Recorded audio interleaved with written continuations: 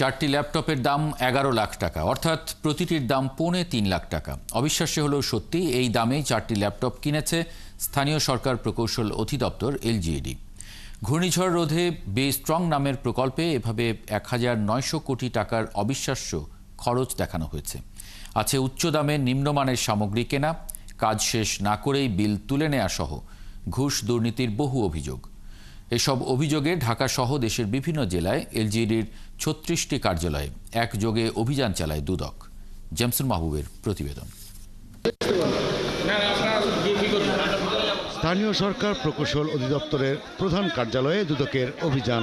প্রধান কার্যালয় ছাড়াও একযোগে এই অভিযান চলে সারা দেশে এলজিইডির 36টি কার্যালয়ে। ঢাকার প্রধান কার্যালয়ে অভিযান শেষে দুদক জানায় 11 লাখ টাকার চারটি ল্যাপটপ কেনা সহ বিভিন্ন যন্ত্রাংশ কেনাকাটায় অবিশ্বাস্য দাম দেখিয়ে সেই টাকা আত্মসাতের প্রমাণ মিলেছে অভিযানে।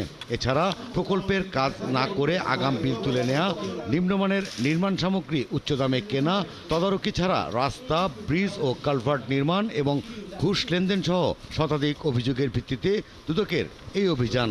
এছাড়া ঘূর্ণিঝড় রোধে বি স্ট্রং নামে 1900 কোটি টাকার এক প্রকল্পে একই অভিযোগে অনুসন্ধান চালায় দুদক।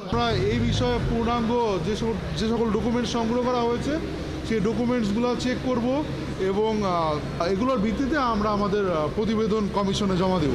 বগুড়ায় চলা অভিযানে সড়ক নির্মাণের অনিয়মের তথ্য মেলে। প্রকল্পের কাজ না করে অগ্রিম বিল উত্তোলন, নিম্নমানের কাজ, তদারকি ছাড়া রাস্তা, ব্রিজ ও কালভার্ট নির্মাণ ও ঘুষ লেনদেনের মতো গুরুতর অভিযোগের প্রমাণ পায় দুদক। স্থানীয় সরকার প্রকৌশল অধিদপ্তরে যে কোনো অনিয়ম ও দুর্নীতির বিরুদ্ধে কঠোর অবস্থানের কথা জানান সংস্থার সহকারী প্রধান প্রকৌশলী। যাদের বিরুদ্ধে দুর্নীতির অভিযোগ পাওয়া গেছে তাদের বিরুদ্ধে এরই মধ্যে ব্যবস্থা নেওয়ার কথাও জানান তিনি। যেখানে অনিয়ম পাওয়া গেছে সাথে সাথে ব্যবস্থা নিচ্ছেন।